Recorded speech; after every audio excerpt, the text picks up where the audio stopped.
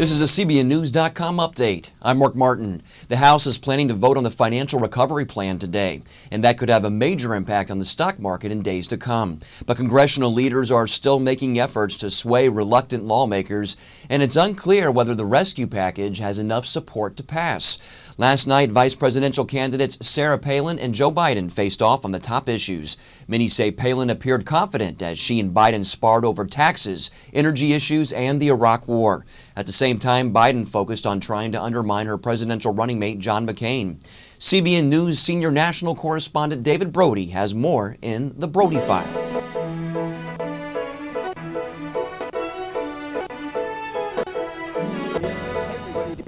Here at Washington University in St. Louis. Quite a night between Biden and Palin. All media reports suggest that Palin actually did pretty well, and indeed there were no major gaffes by her, no major gaffes by Joe Biden, and really they were both in attack dog mode, which is what vice presidential candidates do. That's the traditional role. But the fact that Palin was able to, in essence, survive, being able to not make any gaffes and not have that deer in the headlights, if you will, suggests that the McCain camp has dodged a bullet and is moving on to other things. They believe the storyline will now change, and they can go ahead and post that if they hope at least to victory.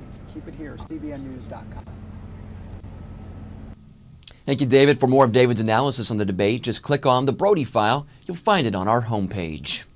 13 years to the day after he was acquitted of killing his ex-wife and her friend, O.J. Simpson's fate is again in the hands of a jury. But this time, the 9-man, 3-woman jury is in Las Vegas. Prosecutors say Simpson planned the armed robbery and kidnapping of 2 sports memorabilia dealers and say a friend of Simpson's helped him carry out the crime.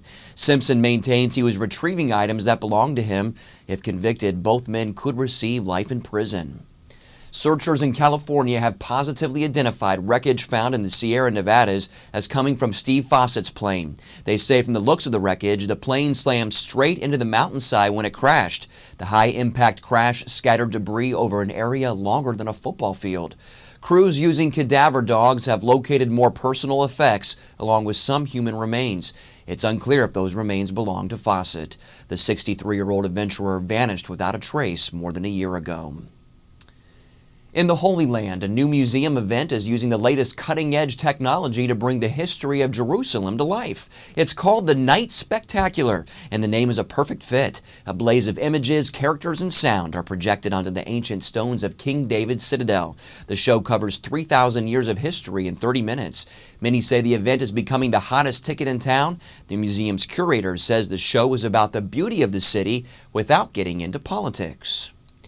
And finally, for one Delaware company, big business literally means big business. The Great Big Stuff Company takes small items and converts them into larger proportions. As you can see, items like pencils, coffee mugs, and even crayons are larger than life. They say these everyday items appeal to people of all ages and make great gifts. Coming up later today on Newswatch, the latest from Washington as the House plans a second vote on the recovery plan. Plus, see why Hindu radicals are attacking Christian villages in India.